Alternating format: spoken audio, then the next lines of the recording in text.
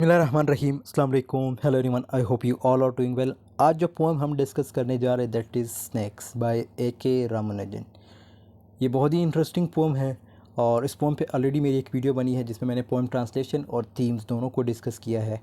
और A.K. रामानुजन का already मैंने एक और पोएम भी डिस्कस किया था एलिमेंट्स ऑफ कंपोजिशन के नाम से। सो इन दोनों वीडियोस का लिंक, स्नैक की जो पहली वीडियो है पोएम ट्रांसलेशन और थीम्स, इसका लिंक और साथ में एलिमेंट्स ऑफ कंपोजिशन इस वीडियो का लिंक।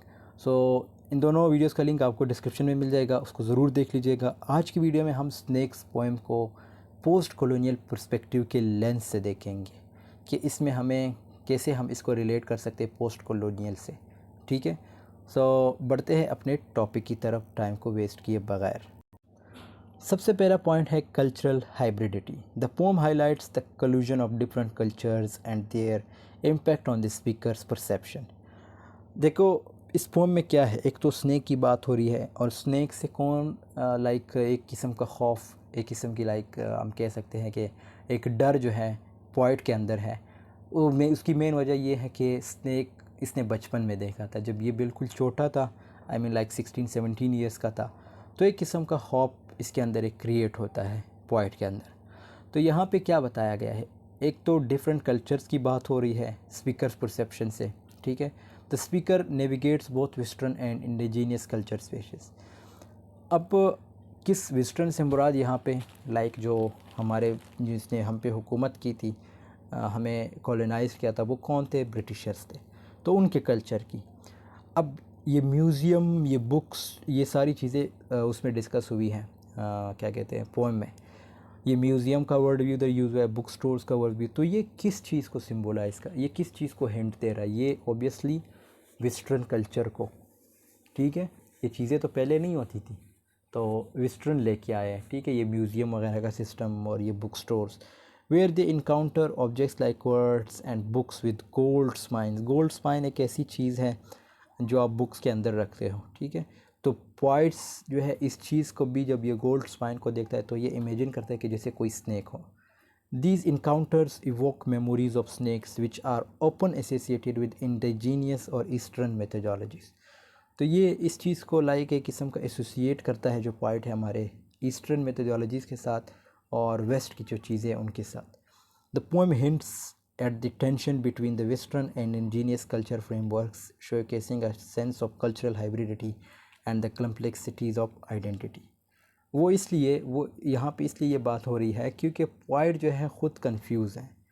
पोइट जो है म्यूज़ियम भी जाते हैं और इसी तरह अपने जो कल्चर है उनको भी फॉलो करते हैं।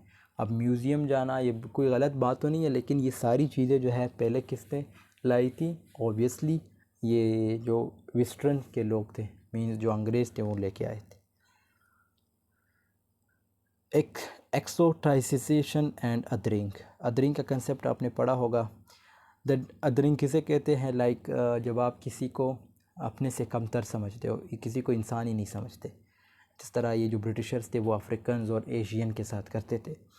The description of snakes in the poem reflects the exoticisation and othering of non western culture. Non western culture से मुराद हमारी बात हो रही है। ठीक है, the snakes are depicted as strange, alien and even terrible, reinforcing Western perception that often exoticize and demonize indigenous beliefs and practices। ठीक है, तो यहाँ पे जो है लाइक जो स्नैक है उसकी बात हो रही है कि जो स्नैक है उसको कंपेयर किया गया है किसके साथ? वेस्टर्न के साथ, कि वो बिल्कुल स्ट्रेंज थे, एलियन थे और इवन टेरेबल थे, खौफनाक थे। किन के लिए? हमारे लोगों के लिए। The use of terms like ridiculous and alien serves to reinforce the distance and unfamiliarity associated with the other। तो ये फिर हमारे साथ लाइक एक किस्म की कंपैरिजन शो की गई है।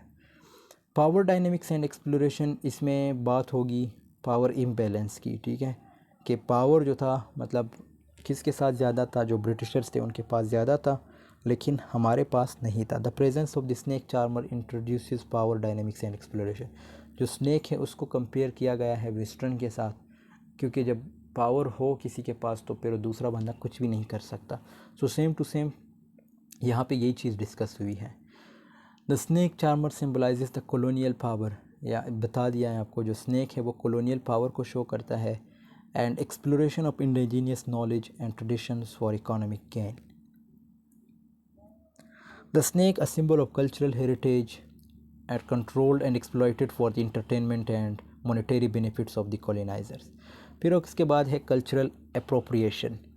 The act of the snake charmer wrapping the snakes around his neck for money reflects the phenomenon of cultural appropriation. The colonizers appropriate and commodity aspects of indigenous culture, reducing them to mere objects of entertainment and spectacles. The speaker's scream can be interpreted as a response to this act of cultural appropriation and the अब ये again like जो हमारे पास जो कॉलोनाइज़र्स थे जब वो आए थे, जिस तरह पोइट है जब वो स्नेक को देखता है चिल्लाता है, इसी तरह यहाँ पे इस चीज़ को कंपेयर किया गया है उन लोगों के साथ जो एशियन लोग थे उनके साथ। वो ये शो कर रहा है कि जब जो ब्रिटिशर जब वो आए थे तो लोग वो इसी तरह खौफज़दा हुए थे, मतलब उनके अंदर एक खौफ क्रिएट हुई थी, एक लाइक वो पैनिक हो गए थे।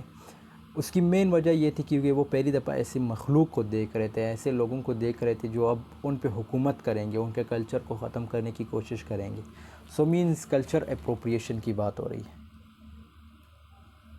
Post colonial resistance, the speaker scream can also be seen. अब यहाँ एक जगह पे क्या होता है, जो स्पीकर होता है मीन जो पोएट होता है वो चिल्लाता है, और वो किस वजह से, स्नेक की वजह से। Can be seen as an act of resistance and reclaiming agency. It represents the refusal to passively accept the dominance and exploration of indigenous culture. अच्छा, ये जो चिल्लाना है ये इस चीज़ को भी आप सिंबलाइज़ कर सकते हैं कि मैं आपकी ये चीज़ नहीं मानता, आपकी ये बात नहीं मानता, इसलिए मैं चिल्ला रहा हूँ। तो सेम टू सेम स्पीकर जो चिल्लाता है, स्पीकर जब चिल्लाता है तो ये इस चीज़ को भी कंपेयर कर रहा है कि यानी वो डोमिनेंसी को नहीं मानेगा, जो हमारे स्पीकर हैं यानी जो पोएट है वो इस चीज़ को नहीं मानेगा। The speaker's voice asserts their presence and challenges the power dynamics inherent in the colonial context. It reflects the desire for cultural autonomy and the reclamation for indigenous identities.